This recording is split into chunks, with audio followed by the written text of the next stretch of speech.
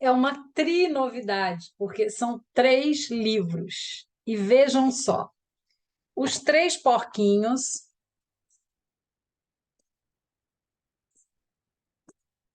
O Patinho Feio e Chapeuzinho Vermelho. Todos três recontados pelo Tino Freitas, ilustrados pelo Roman Willy e publicados pela Compor na coleção Clássico para Crianças. E esse trio aí, né, de contos maravilhosos, de narrativas maravilhosas para os bebês e para as crianças, são as histórias assim que mais tem a transmitir para as crianças, né, do maravilhoso, daquilo que se transforma, daquilo que encanta, da ordem de algo que está bem além da realidade, que está no âmbito da fantasia. E essas histórias têm autorias diferentes, né? Originalmente são de autorias diferentes, e aqui tem a autoria do texto ser recontado pelo Tino de um jeito muito lúdico, de um jeito que preserva as questões, tanto da fantasia quanto as questões tensas, porque são histórias que trazem conflitos, e todas as representações, seja de lobo, de medo ou de feiura, ou de espanto, elas são representações de sentimentos nossos, de afetos. As crianças, os bebês, eles estão sempre em contato com a atenção do brinquedo que caiu, ou da mãe que saiu e não voltou ainda, ou foi só ali no banheiro ou no outro quarto, né? Ou da brincadeira que foi interrompida, do barulho que despertou do sono.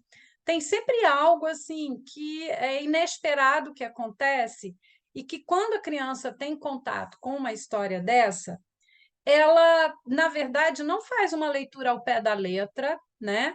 Ela não está imaginando concretamente as coisas que estão aqui, que muitas vezes são imaginadas pelos adultos quando leem e interpretam de um jeito adulto, de um ponto de vista adulto. Aí há uma confusão de línguas, né? Entre a linguagem da criança, que é a linguagem da fantasia, e a linguagem do adulto, que muitas vezes é moralista, é didática, é manipuladora, né?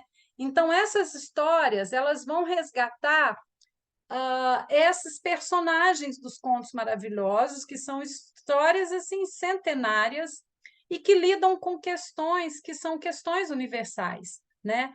A descoberta de si, a descoberta do outro, e esse outro pode ser monstruoso, pode ser uma criatura estranha que assusta, que apavora.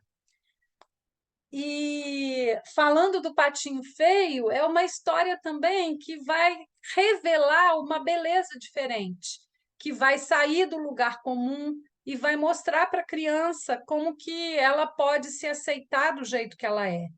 A questão da autoimagem, muitas vezes é difícil de ser construída, de ser elaborada pela criança, né, por ela não se aceitar igual ao conjunto dos coleguinhas, e aqui isso acontece assim de um jeito lúdico, fantasioso, que está, de certa maneira, representado simbolicamente nos personagens que aqui no caso do Patinho Feio são animais, mas que trazem características que podem ser de humanos, né? E eu vou ler um trechinho de cada um para vocês sentirem o sabor dessa prosa, né? Do primeiro do Patinho Feio. Tão focada, a pata nem percebeu um ovo diferente.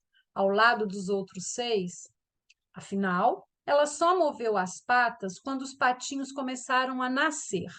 O primeiro, amarelinho serelepe, o segundo, amarelinho serelepe, o terceiro, amarelinho serelepe, o quarto, amarelinho e ops, sonolento, o quinto, amarelinho e serelento, que é a mistura de serelepe com sonolento. O sexto era amarelinho e pronto.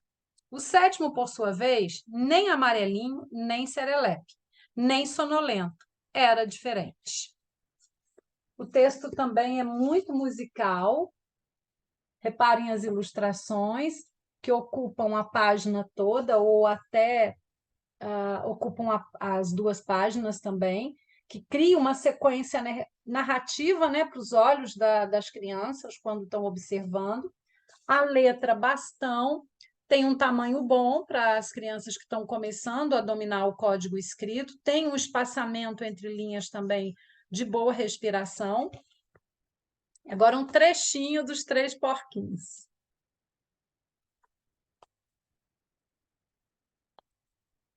No dia do almoço, o lobo mau descobriu os novos moradores da redondeza e pensou: "Oh, hoje a caçada vai ser moleza."